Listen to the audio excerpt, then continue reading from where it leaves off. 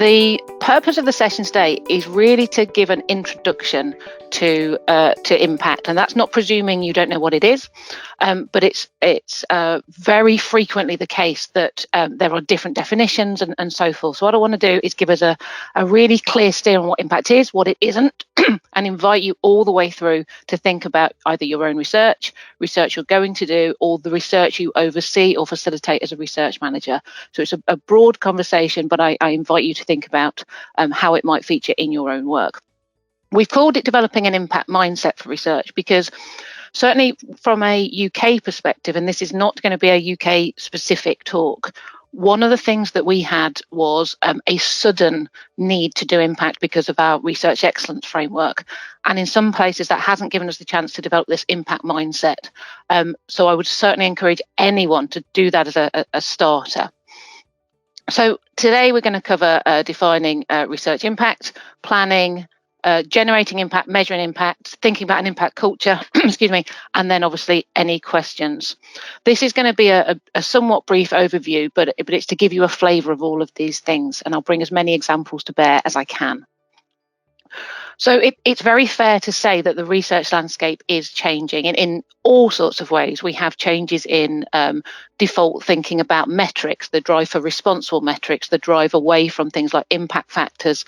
The change is happening differently across the world, but there's a definite direction of travel. And part of that direction of travel is the introduction of impact. Now, that's happening at a different pace internationally. And as I say, in the UK, it's happened hugely, very quickly, and with financial weighting. So we felt the brunt of that. But based on the fact we're having this conversation, it would suggest that impact is also coming into your own territory. So it's about getting ahead of the curve and understanding how impact can feature in your work. Now, there's all sorts of definitions of impact, and you may have national versions, but ultimately impact is this. It's the provable benefit of research in the real world. And let's break that down a bit. It's about the changes we can see. So those provable benefits, we have to be able to demonstrate, measure them, capture them. We'll come on in a bit to how we might do that and how we don't want to just talk about numbers. But the point is, unless we can show what that change is, we're just assuming there's been a benefit. And it's beyond academia. So we're looking for changes that exist beyond the university walls. That's not to say there's not huge advantage in developing the science and advancing our knowledge base, and they are crucial. They're just not impact. It's a different thing, and it's about protecting that term impact to mean this benefit beyond those university walls. So we're looking at effects in society, the economy, environment, etc. And it's about these effects happening because of the research. Now, this is not arrogance to suggest that research causes all of these changes, because obviously the social world, the non-academic world is full of many amazing things that are happening. We will contribute as researchers. We will contribute. We might cause things. We might do something that's world changing, but more often than not, it's about influencing, building something into that process that's already happening. And we'll come on to that a bit more in a moment. So if you take nothing else away from this session, I would ask you to take away that top headline, that impact is the provable benefit of research in the real world. Now, there's all sorts of ways about thinking about impact, and we get into the territory of things like knowledge mobilization and tech transfer and commercialization and all sorts of different ways of getting there. But this is the snapshot. We're talking about research conducted in an academic setting, somehow jumping over the wall, i.e. making its way to stakeholders, working with society. And impact is the effect they feel because of that research. So the society may be different, economy, etc. As I say, it could be cultural. But the point is, impact is the effects felt there, not necessarily what we did at the university. And crucially, impact is in the eye of the beholder. It's about what matters to them, what matters to people, what matters to those groups you're working with.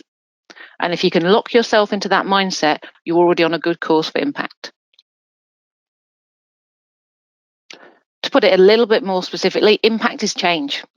Impact is that something is different because our research exists. Now, that could be something being reduced. So, for example, you might have lower mortality if you're working in health, or less waste if you're working in some kind of agricultural manufacturing business. risk could be lower, costs could be decreased, all sorts of things that, because your research has added into that mix of things, things are lower, things are reduced. Conversely, you might find that things are improved, they're bigger, they're faster. Then there's more of something. Things might be more efficient, more effective. There might be more well-being, more engagement, etc., etc. The discipline in which you work will determine, to some degree, what that looks like. So are you trying to make things safer? Are you trying to make people healthier? Are you trying to disrupt things that are problematic? Are you trying to engage people more? So I put this up. This is a very, very simplistic graphic, but the point of it is to invite you to think, what would better look like because of my research? Now, I want to make sure we have this slide in, and in a moment I'll check if there's any questions. One of the most difficult transitions from, should we say, the traditional life of academia into the impact life is this change in mindset from bibliometrics as the thing to impact measures as the thing. Now, let's be clear, this is not to suggest that bibliometrics aren't important. So bibliometrics are more citation-based things. They are, citations, to some extent journal impact factors, although obviously there's a drive away from those. Any kind of indices you use, any kind of ranking of journals, anything that is a citation-based metric or that suite of things, those bibliometrics are valuable, they're useful, and I'm sure they feature heavily in much of the work you do. The crucial thing is to recognise they demonstrate the scholarly attention for a research output. They are measures of how much that piece of work has been referenced by other academics. They are not a measure of change. Because if you think about that wall picture, all of that is happening within the university landscape. So they're a marker of academic attention. Compare that to impact measures. Impact measures are anything which demonstrates change beyond academia that arise from research. We'll come on to that in a little bit more detail in a moment. But there are no rules about these measures. They can be qualitative, they can be, that should say quantitative, and they could arise from an output, or they might not.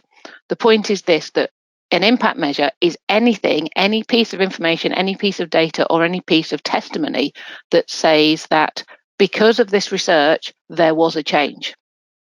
So you're looking for something not necessarily attached to the output, but attached to the research being used in some way. I'll pause there just to ask if there's any questions at that point, Carla. Don't see on the email has got any questions. As I said, you feel free to drop them in into the chat panel. But for now, we don't have any questions. No problem. I just wanted to check. So I'll carry on, and then we'll do a check again in a few moments. So again, just to before we head off from this slide, just being clear that impact is the provable benefit of research in the real world, and the measures of that are different from the bibliometrics we are more used to in academia. Now, there are many, many types of impact. There's no prescriptive list. There is no crib sheet you can draw from. But this categorization that actually comes from our Economic and Social Research Council and across some of our other research councils can be quite a useful shorthand for the types of impact. So let's go from the first one, instrumental impact. So this is the more kind of natural type of impact you would think of. This is a change in a thing. So if you imagine you do some research and it is somehow taken up by somebody, there can be a change in policy. People might change their behaviour. They might change a service. They might have more money coming in. There's something you can point to and change and say, because of our research, that has somehow benefited. So just an example from some of my own work. My background is in sexual health and health psychology. We did a suite of work to help teenagers feel less anxious about going to certain clinics, and worked with the clinic leads to put some more measures in place. As a result of the research we did on their attitudes and so forth, the service access points were changed and more young people used the service. Now, they're quite obvious pointers of impact. You can look at them, you can measure them, and you can essentially submit them as proof. So instrumental impact is a change in a thing, whatever that is, and it's quite obvious. Now, the other two are slightly more difficult to prove, but they are absolutely part and parcel of the research process. So the next one is conceptual impact. So this is where an idea changes. Much harder to prove, and this, remember, this is about, excuse me, this is about changes in ideas beyond the academic wall. So this is not conceptual changes necessarily within academia. So if you change the way, change a paradigm, change the way something is conceptualized in literature, this is about a change outside of those walls. So classic examples of that would be an understanding of policy issues or debate. So for example, changing the way a certain group is represented in society. So raising the voice of, say, a particular disadvantaged group. We have an example in our own university of a colleague who is working internationally in territories where sexuality issues are not understood or not should we say, agreed with, and she is working with those groups to raise the power of their voice so that they can have access to policy debates. So that change in idea that these group should be a part of the story is a fairly traditional example of conceptual changes. So changing the way something is thought about. The third one is capacity building. This is where, because of the research, and very often not because of the findings, but because of the research process itself, there is some level of improved ability. So people are better off. Classic examples of this would be jobs are created because of the research being done, or organisations being part of the research process become more skilled in research, are able to leverage more funds, are able to train their staff, get them onto PhD programs, etc. The crucial thing is the benefit is felt by that organisation, those groups who have more capacity, more ability to do things because of being involved in the research. So instrumental, kind of fairly neat and fairly traditional. Don't ignore conceptual, because that's a massive kind of step change when you can point at it, and capacity building is that broader suite of things. Now, I've put this model up. This is the fairly traditional model of impact, which many of you might be kind of quite familiar with, this input-output model. So traditionally, the idea is that you have a suite of inputs. The money comes into the organisation. You do research. You have resources, etc. You do some kind of activity like a project. There are outputs from that, such as publications. That leads to something like a clinical trial or a new product or process or something. And then the impact is that bit at the end where you're somehow making a difference. That's not a bad thing, but what has been shown time and time again across all of the work we do is it is never as neat as that, and that linearity is to some degree false. So if your work does not fit that model, that's absolutely fine, because so many people's work does not fit that model. We'll come on to how it might kind of dovetail a little bit, because in principle this is how impact happens. So for many of you, this might seem quite familiar. So at the start of that process, so thinking about that model we've just seen, you identify a research area within your own discipline, a focus part of that, whatever that is. You then go on to do your research, and then you have these outcomes which you communicate. And obviously we have, this is an Emerald Publishing webinar, and publishers are absolutely crucial in that point of communication and helping get those messages outwards. Now, the model would then suggest that having those outcomes out there and communicated leads to people seeing them and using them, uptake, adoption, and implementation, which leads to impact. And that's a fairly default expectation about impact. The problem is that it is very rarely that simple. And in fact, the model itself, I've just put a big squirrely line on top of this, because what very often happens is much of the impact can come through the activity. So, for example, we have many practitioner researchers at the University of Lincoln who are artists in residence and are working with communities or on stage working with young people. The impact, the benefit on those groups and those young people comes through the engagement in the activity. The output is simply a marker that research was done. The people do not benefit because of the output, they benefit because of the activity. So you could imagine a line that jumps straight from activity to impact, and the output is needed, but actually peripheral to that process. So when in your areas of research or the research you're managing, think about where do those connections with the real world happen and what are the benefits. As another example of that, in a previous role, I was working with someone who was working in Africa with farmers and looking at food waste, and essentially was running ongoing training with farmers, and they were going back to their farms and changing their practices, and actually the food waste was reducing.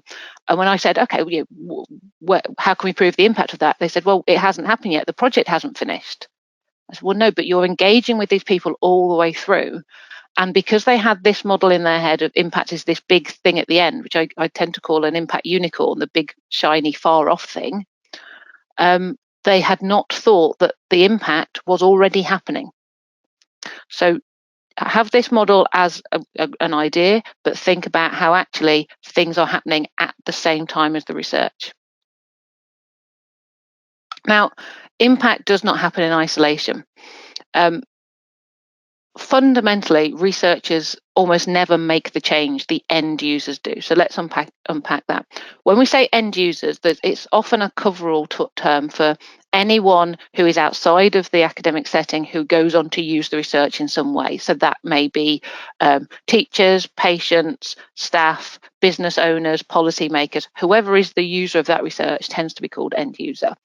Now, unless somebody within academia actually has that hat on as well, so for example, a clinical researcher who might be doing health research and then going into practice and using it, other than those situations, researchers essentially hand the baton on and someone else uses it. Now, that makes it crucial that you have those relationships with people. So you need to get it into their hands. So if you think about impact is what we do, there are many, many ways to get there, and have a think about your own university. Where do these functions sit? Do you have these skill sets within the university? Commercialization. How would you take something from your research and turn it into a sellable product? How would you transfer the knowledge transfer exchange? How would you take the knowledge and communicate it, mobilize it, give it to the people who can use it? Similarly with dissemination in itself is not impact, it's a way of shouting about the research, but how do you disseminate and communicate so someone can use that research? A really, really important thing is co-creation. How do you work with those end users, with those stakeholders, with those non-academics to build a suite of research that is going to be used by them? One of the kind of the worst models of impact is to do some research in isolation and then hand it over, gift it to someone who never even knew it was happening and has no space for it to be used. So fundamentally, how can you engage with your stakeholders? What is it you do? What is it you can do that gets you and your non-academic end users closer together so that you can understand what the issues are from their point of view, and so that you can ensure whatever is produced meets that need? Now, there are some common impact myths. There's many of them. 4 here just to direct your attention at. So myth 1, which I've already alluded to, but I've heard quite a lot over the years, is that impact is something big which happens at or beyond the end of a research project. So impact is this thing over there which requires you to have completed your research and publication journey before you can look at it. That's nonsense. That's wrong. There are occasions that, let's not pretend, where that process needs to be in place. For example, if you are doing medical research, you need the proof, the weight of evidence in peer-reviewed outputs to justify the use of that research. We see it, classically at the moment. So much research accelerated, published, and used in support of COVID initiatives. But far, far more commonly in normal times, impact can be happening from the point the research has started. Another myth is that only applied research has impact. Now, for those of you who are in more fundamental science disciplines, for example, or more philosophical disciplines, those types of research which are further away from that social world, there is sometimes a thought that you don't have impact. It's absolutely true that you have a longer journey to impact, but I would certainly refute the idea you don't have impact at all.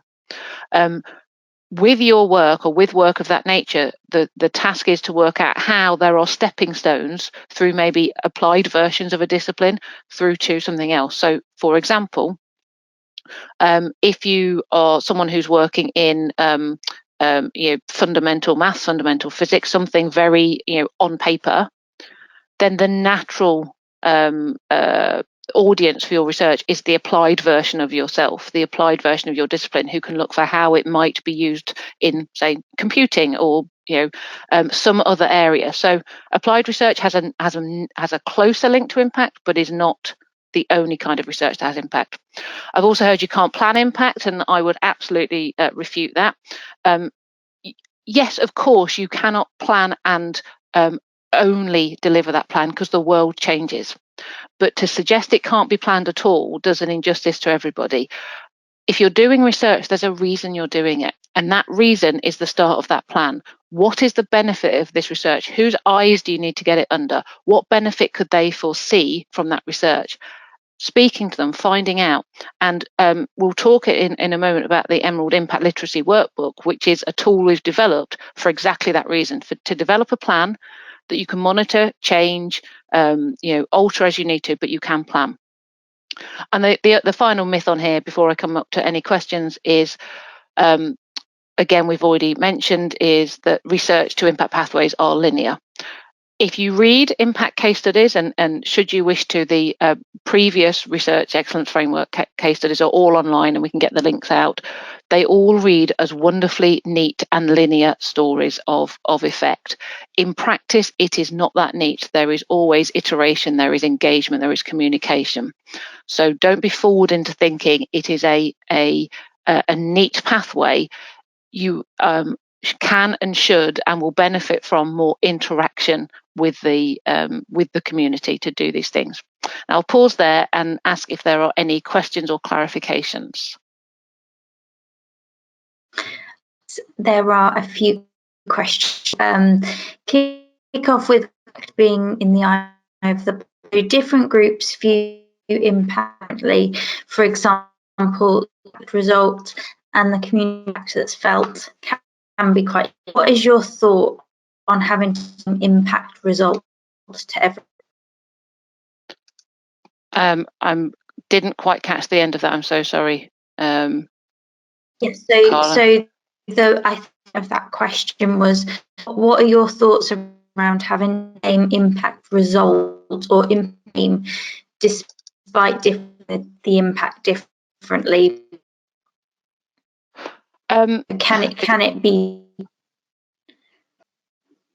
Dr. Julie, do you want me to help? Yes, please. I'm just struggling to hear. I'm so sorry. If you could read it again, thank you. Okay. The question was about impact is at the eye of beholder. Different group view the impact very differently. Example, academics impact result and communities impact is different. What is your thought on having to demonstrate the same impact result? Okay, fine. Thank you very much, and apologies for the technical glitch there. Impact is in the eye of the beholder, so there will always be some degree of difference. And to give you a quick example of that, as I told you in my previous work, I worked in sexual health. We had a case study that worked on changing the policy around sex education so it was more inclusive, etc., etc. And just at the end point, it was blocked. The policy was blocked. Another case study said we blocked the policy. So we had two competing areas where we were kind of working in contrast. The issue about whose view is not one we can easily reconcile, because there's going to be two different views. The point is, who justifiably should feel the benefit, and the answer is the people who receive the research should feel the benefit.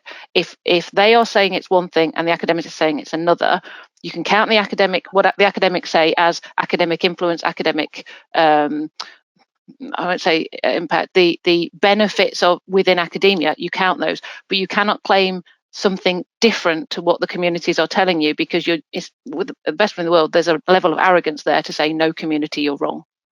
So there has to be, the answer to it has to be, bring that conversation earlier to find out where the common ground is. Okay. All right.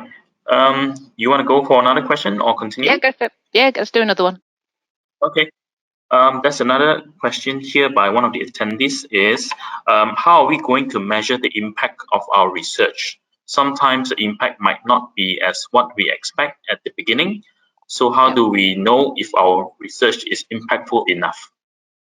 Okay, so there's a number of things in there. I'll come onto a screen in a minute about measurement, but just to talk briefly about a couple of things. Firstly, this idea of planning from the outset is about giving yourself a line of sight to say, who do I need to be in communication with to see what effects happen? So it's about not just throwing a stone in the pond and seeing where it ripples. It's about saying, okay, if my research is going to these audiences, who can keep an eye on that to see what happens? So that's part one. The other part is that the phrase in there, how do we know how impactful it's been? There is a real need to not push for big impacts and think that things are competitively sized, because there is a risk that people chase big impacts without looking for the meaningful impacts. And so when you're thinking about measuring, think about, where is the change? What is the change? I'll come on to that in a moment. But I just want to steer people to say there is no absolute answer to the question, because it's always, in the same way with research, what data should I get? Well, what's your research question? So I'll answer that in a bit more in the next bit. And then if that hasn't been answered, I can fill it in again. Shall I carry on with my bit for now, and then we can come back to some more questions? Perfect. I am. I hope you can see my screen still. From current slide. Okay, fantastic. So I will carry on just from here, and actually we get to a really helpful point there after those questions. The difficulties with impact so commonly are about the mechanisms of impact, and one of the reasons for that is that we are very often introduced to impact because there is an assessment, a requirement in funders. There's a kind of incentivized mechanism to need to do it, and it makes us think about, how do we do it? I wanted us to take a slight step back for a second, because I've seen the damage that can happen if that is done so quickly that people don't have chance to understand what impact is or how it works. So myself and a colleague in Canada, David Phipps, who is the head of knowledge mobilisation in York University there, have done a body of work which culminates in this phrase, impact literacy. It's not rocket science, but the call to arms that this represents is what I would like to invite you to kind of join in. Now, if you try and push your research out to impact without thinking about the basics, the challenge is that, excuse me, my screen's having fun and games. The challenge is that you jump in, maybe not with the right views of what people need, that you use maybe the wrong activities to do these things. There are a number of kind of casualties of jumping in without taking that step back. The impact literacy, and I've already mentioned that there is this workbook that will be mentioned a little bit further. The principles are these, that if you can understand what changes might happen, so what impacts, for whom, etc., how research might get from the university into the real world, who is involved in that, and crucially why, and if you can kind of piece all those things together, then you're doing things in an impact literate way. Let me give you the diagram. And there is a paper here as well, should you want to have a look at it, and the reference is there, but certainly it's free to access on Emerald Open Research, and I'm sure the link can come to you if you would like it. So this is our summary of impact literacy, and there's two parts to it, and I'm just going to draw your attention to the right hand side at the moment, the individual literacy. So if you are embarking on research, or if you are supporting research, you are wanting to and needing to build your individual literacy. Now, on the bottom there and at the base of this pyramid is why. And the reason we've put why is because unless you lock into what the benefit of your research is for who and why you're doing it, you can go off on the wrong pathway. Let me give you an example. In the UK, we have the REF, and the REF demands that we get testimonials and data from people saying, what is the evidence of your research, of your impact of your research? At the same time, there is a kind of internal competition such that we only select for submission the highest scoring impacts. The result of that is that people can feel pressured into pursuing big impacts at the expense of meaningful impacts. An example of that would be a few years ago where I was working very heavily with the local council on teenage pregnancy, where I was working at the time had a very, very high rate of teenage pregnancy. And some university leads said to me, that won't score you enough in REF. You need to leave them and go and work nationally. Now that, as a researcher driven by a kind of meaning and mission, doesn't sit right, because you're saying the why here is assessment. My why is meaning. So have a think for yourselves. What is the why of your research? Why are you doing what you do? And then you start building on that, the who, what, and the how. So what impacts might you see? Who needs to be involved, and how might you get there? And through a process of engaging in that thinking over time, you essentially move up the pyramid from being aware of these things to being engaged in it, and ultimately being critical and driving good practice in these areas. Now, conversely, on the other side, this is our call for good, strong institutional practice. And we talk about institutional health. I'll talk about that briefly in a second. But one of the other things I've seen too routinely across the sector is unhealthy practices for impact, where people are kind of being kicked to do impact and told they're not good enough if there are not big enough effects. Now that's nonsense. This has to be about a meaningful engagement with your community. So the left-hand side essentially is a call for institutions to build their own support structures to enable impact and make sure that the right mechanisms are in place to help individuals do those things. And the situation is not pessimistic. This is not a criticism. This is a reflection on how impact has come in, and we're now trying to make better, healthier choices about it, having gone through a period of difficulty. So, achieving impact. So this is a one-slide summary of things that there's so many versions of how you might create impact, but let's go into some of the basics. So I've said there's no template. There isn't, and that's both unfortunate and joyous, because the question always is, how does my research best meet the needs of which audiences, and how do I get it there? For that, it's absolutely vital to engage stakeholders at the start, because if you don't start that dialogue, you could go off on the wrong course. You could think you need to be doing one thing, and actually they need something different. And as I said, it does not need to wait for an output. This is getting that conversation right from the start. Now, obviously, in the mix of this, there is still a need to translate and communicate research materials. Now, when I say translate here, it could well mean different languages, but it more naturally means taking it out of that academically phrased mold and communicating it in a different way. Open access is fabulous, and we need open access, and it's one of the best step changes in academia for years. But just having something available does not mean it's accessible, does not mean it's readable, and it doesn't mean it can be used by people. So how could you translate those academic messages into something more digestible? Are you using things like social media? Are you getting things to the attention of people?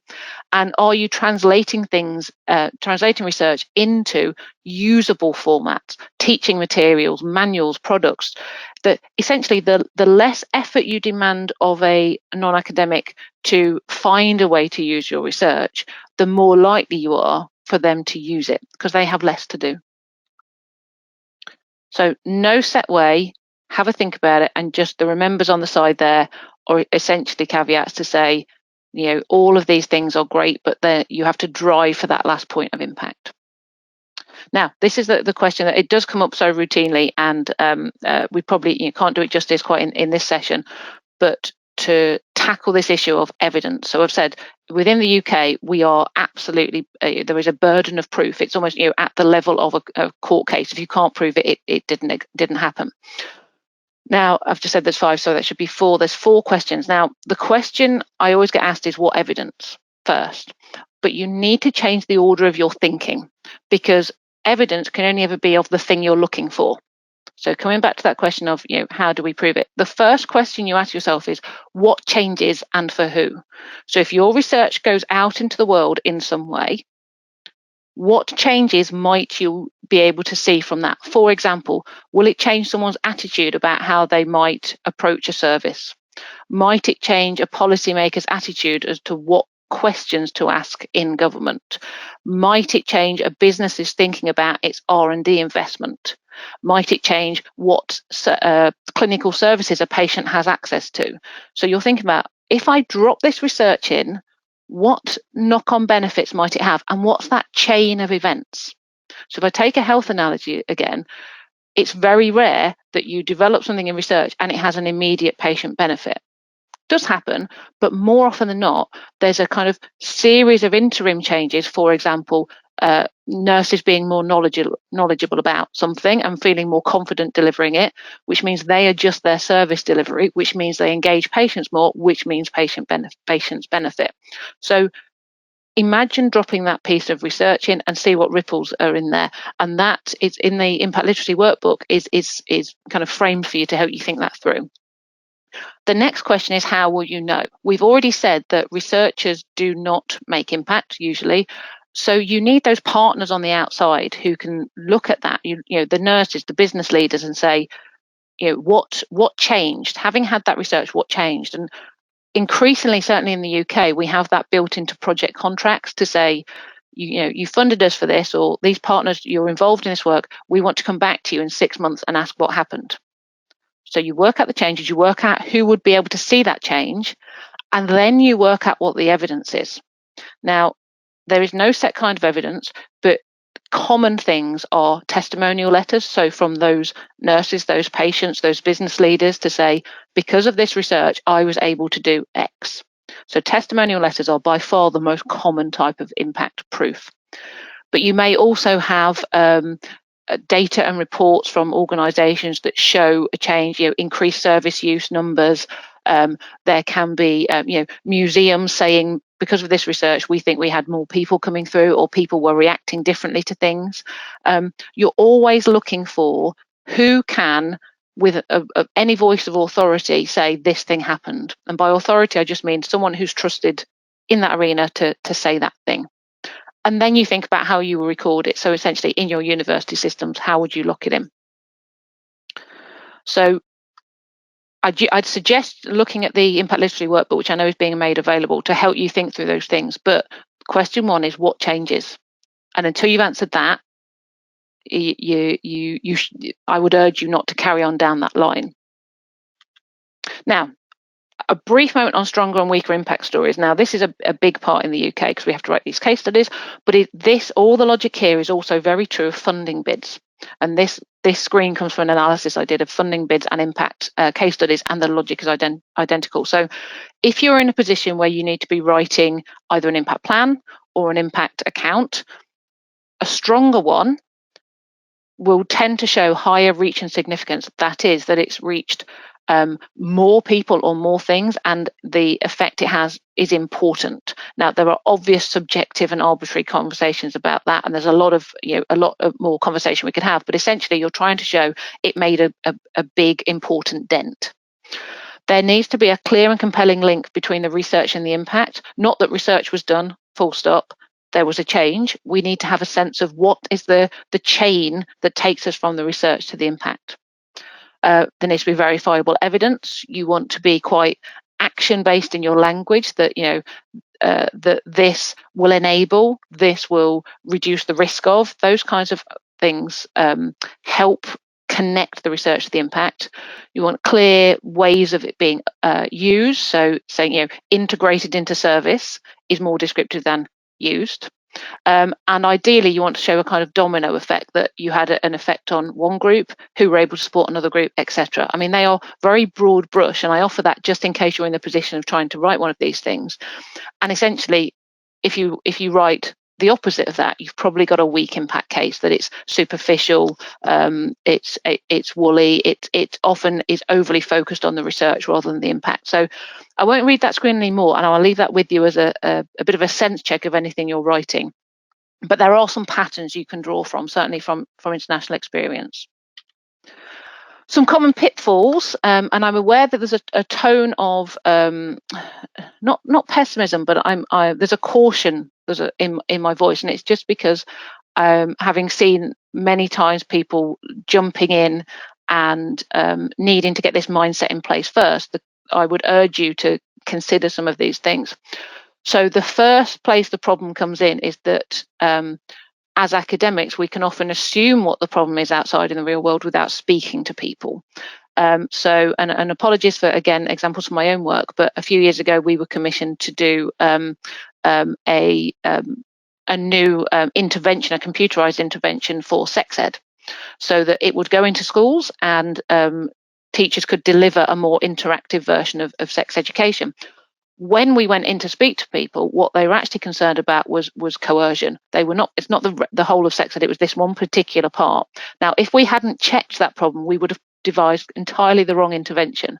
So, speaking with people, and again, use the workbook to help you frame that. What's the problem from their point of view? If you have weak engagement, you can't address those things, and if you just have dissemination and assume that's enough, essentially what you've done is shouted about your work without helping anyone use it.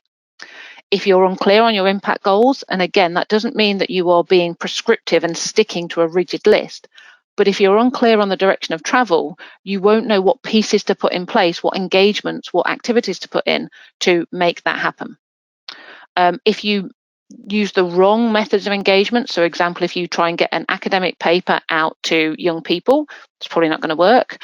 And if you overlook the challenges to use, my favorite phrase I've heard in impact was someone's impact plan reading, "We will be bought by Google," which, however joyous that is, somewhat overlooks the reality of whether that's going to happen. And also, there is a risk if you don't invest in the development of impact related skills. So impact is a new skill set. Impact can be unnerving for so many people, because especially if you're a senior academic, you've been an expert in something for so many years, and suddenly there's this whole new expectation. So investing in the skills across the university, across the institution, can pay absolute dividends in making impact more possible.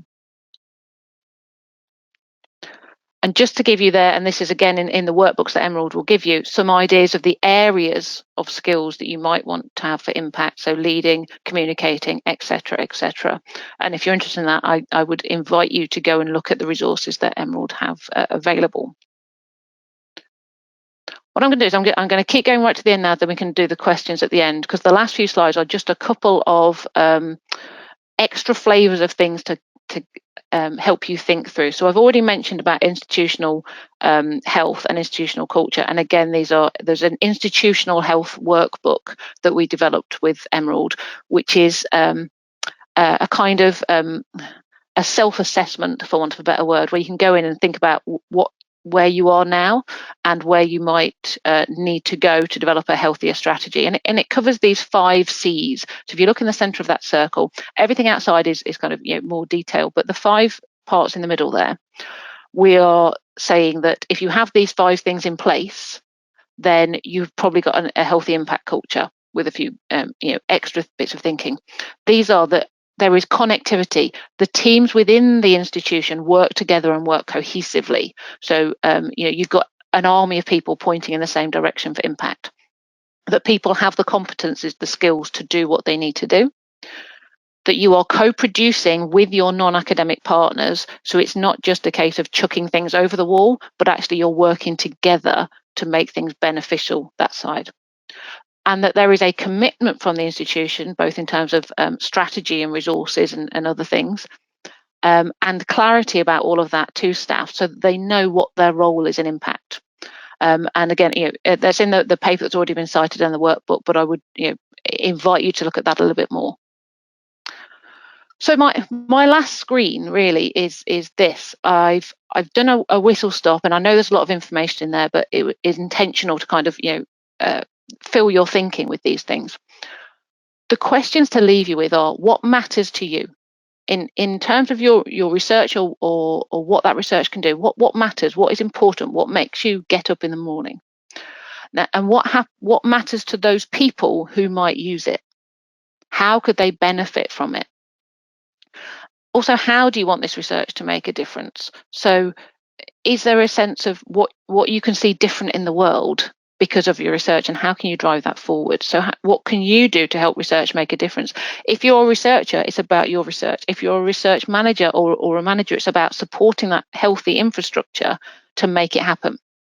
Think about in your institution where you can go for help and support, and also externally. We have the Emerald resources, and there's a swathe of experts across the world who are sharing all of this good practice.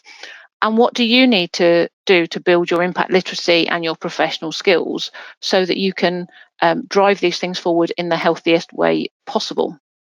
And I will pause there and invite any questions. Okay, Dr. Julie. All right, there are a few questions here, but I believe most of them you've been answered on the measurements and the how do we measure some of the things. But there's one particular question which I think is worth mentioning here, because there's a question on how do we measure and present the impacts to the funders if they are given funding, especially for those which are in the qualitative in nature. This is because the fact that impact could be resulted by other factors as well. Okay, so there's a number of things. So functionally, funders might have their own specific way of reporting this. So in the UK, we often have Research Fish, which is an engine you have to put all of your bits of information in. So there may be a specific function. That aside, funders are generally wanting to see the story of benefit their investment has made.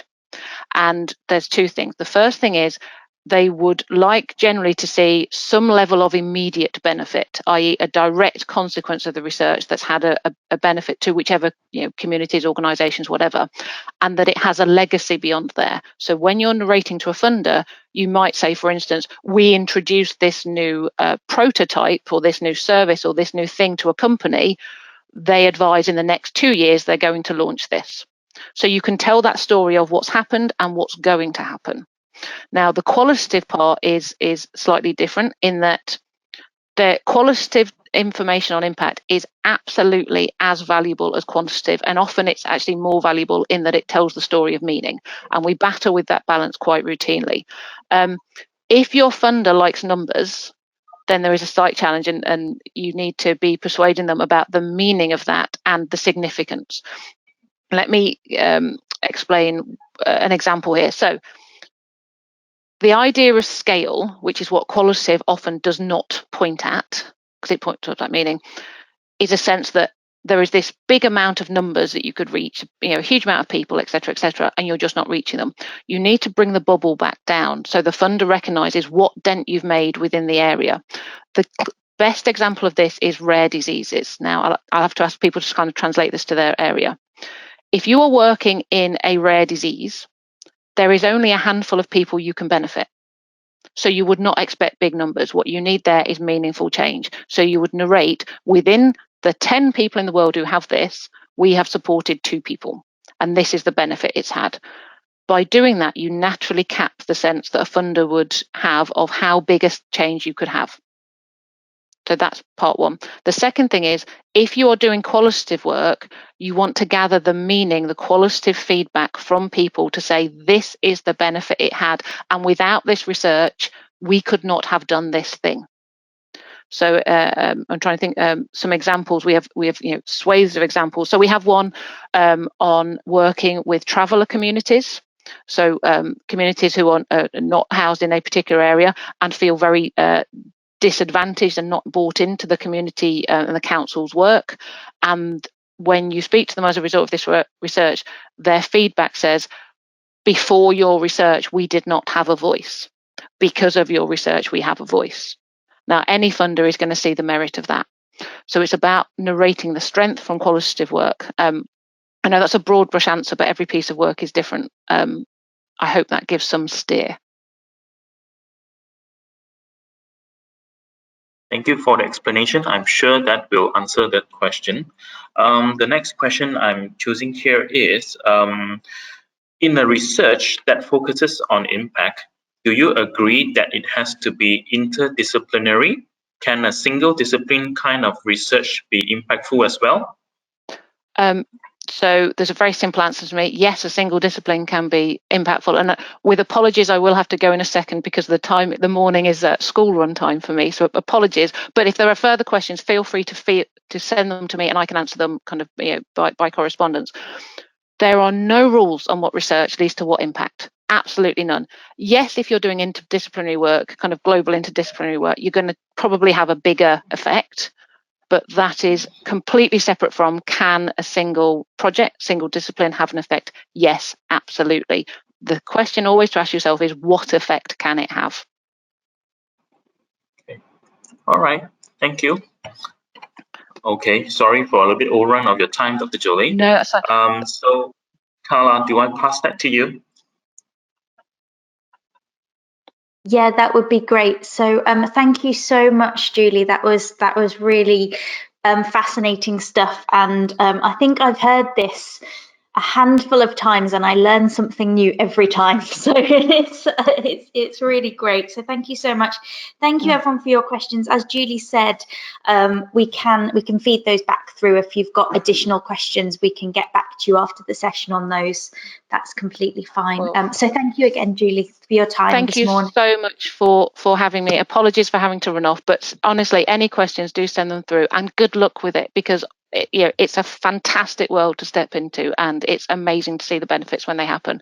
So, and enjoy looking at the Emerald tools, and I will hopefully speak to you again soon.